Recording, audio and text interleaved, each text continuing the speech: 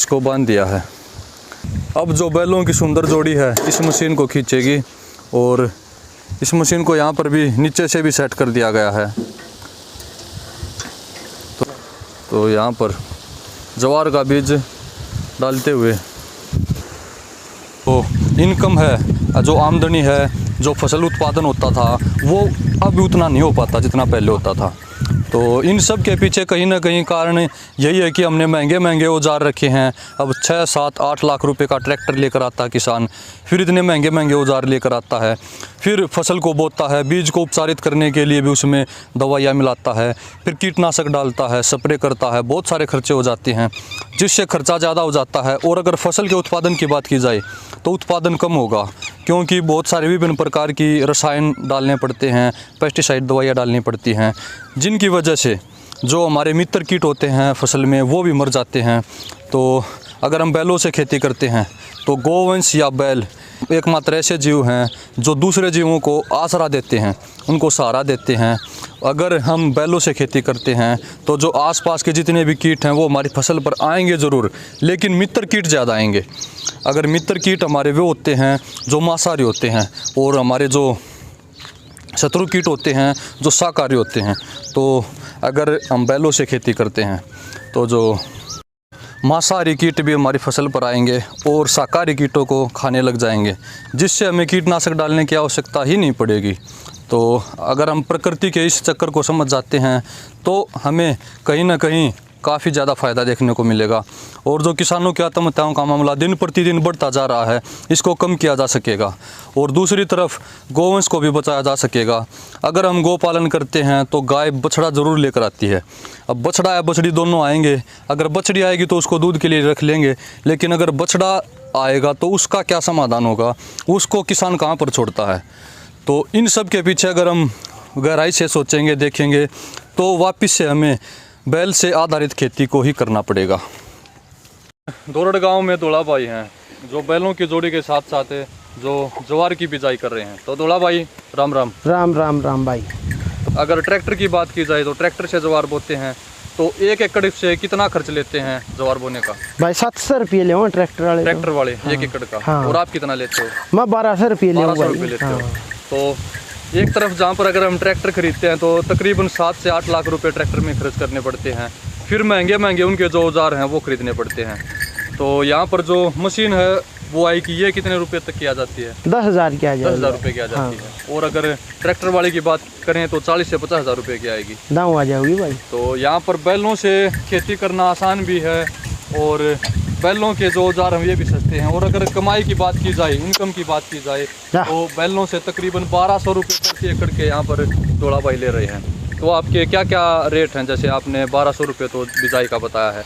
हाँ। अगर किसी का ही खड़ना हो तो उसके लिए 1500 रुपये। 1500 रुपये। हाँ। और अगर किसी की जुताई करनी हो वैसे ही जुताई करनी हो हल्का गला 2000 रुपये भाई। 2000 रुपये। हाँ। तो यहाँ पर अगर तापड़ जमीन है, हाँ, तापड़ जमीन में हल निकालना हो तो 2000 रुपये। 2000 1200, 1500 और 2000 रुपये की। हाँ। जो यहाँ पर जो मेहनताना यहाँ पर 1 एकड़ का प्रति एकड़ का यहाँ पर डोला भाई ने बताया है। तो आप क्या कुछ संदेश देना चाहोगे ट्रैक्टर वालों भाइयों को? भाई ट्रैक्टर तो जहाँ का भी निकलेगा वहाँ के धरती को जमा के रख देगा। जी, जमा के रख देगा। हाँ, और बैल जहाँ चलेंगे वहाँ इनका तो भाई पेशाब करेंगे, गोबर करेंगे, वहाँ तो जमीन उपजाऊ होगी। हाँ। ठीक है। और जहाँ ट्रैक्टर निकल गया वहाँ तो भाई नुमान पत्थर पर की जमीन होगी, पत्थर जैसी जमीन हो जाएगी। हाँ। ठीक है। तो आपको और क्या क्या सुविधाएं लगती हैं बैलों से खेती करने में इसके अलावा? बैला तो सुविधाएं है भाई, थोड़ा थोड़ी जमीन हो उसने भी बालेंगे। ट्रैक्टर थोड़ा थोड़ी जमीन में घूम सकता नहीं। जी जी जी।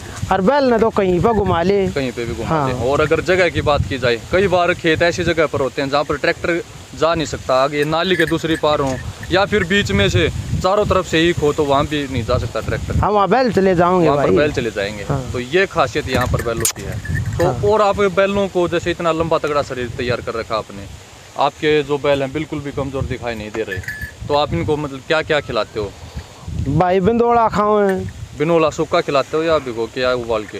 भाई जड्डा में तो रांध के गिरा, बिंदोला, बाजरा, गेहूं का दलिया, ठीक, चना, तो सारा माल गिरना पड़ा है भाई। घी भी देना पड़ा है।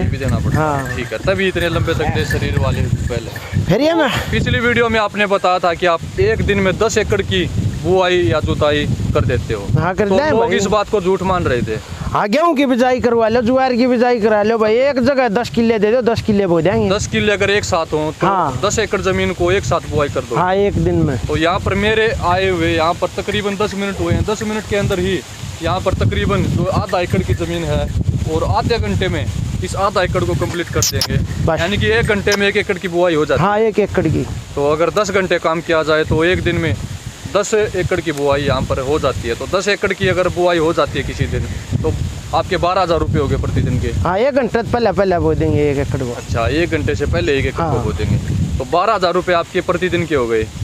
तकरीबन 6 से 8 घंटे में 12 एकड़ 10 एकड़ की बुआई हो जाती है। हाँ, हो जाओ भाई। हो जाएगी, ठीक है। तो 12,000 रुपये यहाँ पर एक दिन की कमाई यहाँ पर बैलों से ली जा रही है।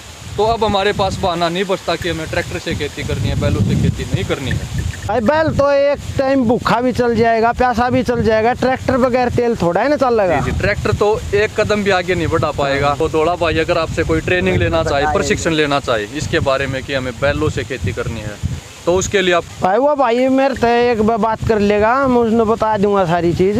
ठीक है। यहाँ पर अगर कोई आए इनसे खेती करना सीखना चाहे तो आप सिखा दोगे? हाँ, सिखा देंगे भाई, ठीक सिखा है। देंगे, क्यों नहीं। बिल्कुल फ्री में। हाँ, फ्री में सिखा देंगे तो भाई। यहाँ जैसे यहाँ पर दौड़ाबाई के गांव से एक लड़का आया है सीखने के लिए। तो दौड़ाबाई ने इसको बैल चलाना बिल्कुल सिखा दिया है। इतनी अच्छे से बैलों को चला रहा है, बैलों को मोड़ने के लिए भी यहाँ पर कमांड दे रहा है। तो ये सब बातें यहाँ पर दौड़ाबाई ने इस भाई को सिखाई हैं। और यहाँ पर अब बैलों को मोड़ा है और अब दूसरी लाई डालेगा, फिर यहाँ पर बैलों को मोड़ेगा।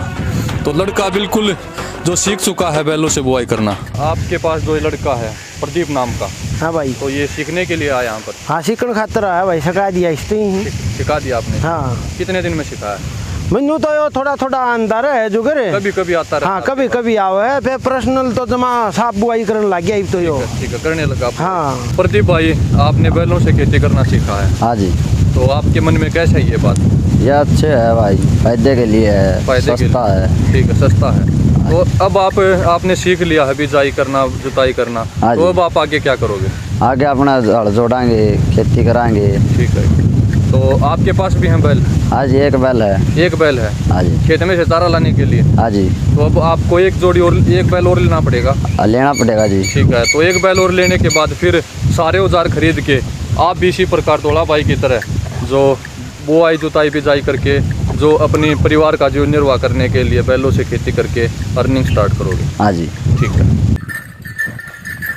तो यहाँ पर बिजाई करने के बाद इस प्रकार मेज़ के ऊपर बैठ के ज़मीन को समतल किया जा रहा है ताकि जो बिजाई है, जो बीज है वो ढक सके और बिल्कुल समतल हो सके, बीच में से हवा नहीं निकलेगी और जो नमी है ज़मीन में वो भी बनी रहेगी। तो ये खासियतें होती हैं दोबारा से इसको समतल करने के।